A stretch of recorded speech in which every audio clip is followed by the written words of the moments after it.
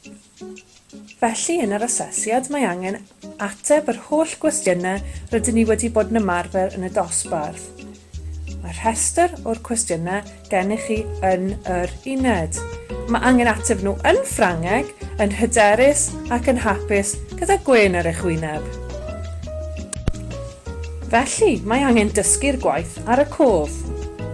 Yn ôl Mr Williams, mae angen ymarfer o leiaf 28 o weithiau.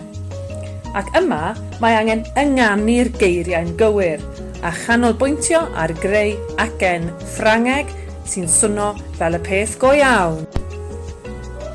Wel ie, canolbwyntio ar yr acen Ffrangeg ac ynganu'r geiriau'n gywir, sef ei dweud nhw'n gywir. Felly, beth am recordio'ch hunan wrth ymarfer, neu ymarfer gyda phartner amser egwyl neu amser cinio? Gwrandwch yn ofalus ar fideo'r giraff a'r zebra ac yna defnyddiwch fideo'r giraff yn unig mwyn i chi ymarfer ateb y cwestiynau. Bydd hwn yn y ffordd effeithiol iawn o ddysgu'ch gwaith ar y cof yn y tŷ. Sdim pwynt poeni na bod yn drist, ac fel mae Mr Williams yn gweud, dim poeni, dim esgusodion. Mae angen adolygu'r gwaith yn dda, dysgu fe fel bod chi'n hyderus iawn ar y diwrnod ac yn gallu ateb y cwestiynau i gyd yn dda. Mae dysgu ar y cof yn golygu gwneud heb bapur, gwneud heb yr uned, dysgu'r geiriau ar y cof, ac mae angen llawer o ymarfer mwyn gwneud hwn yn dda.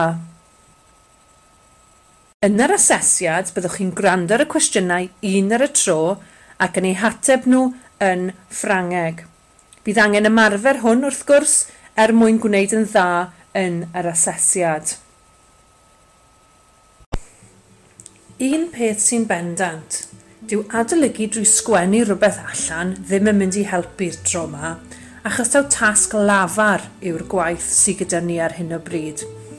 Yr unig ffordd i ymarfer tasg lafar yw gwneud ar lafar, sef drwy siarad. Felly, dylse hwnna fod yn glir i bawb, sef beth sydd angen i chi wneud yn yr asesiad. Dylse fod pawb yn hapus ac yn barod i baratoi mwyn gwneud yn dda. Pob lwc i chi gyd. Bon chance, pob lwc!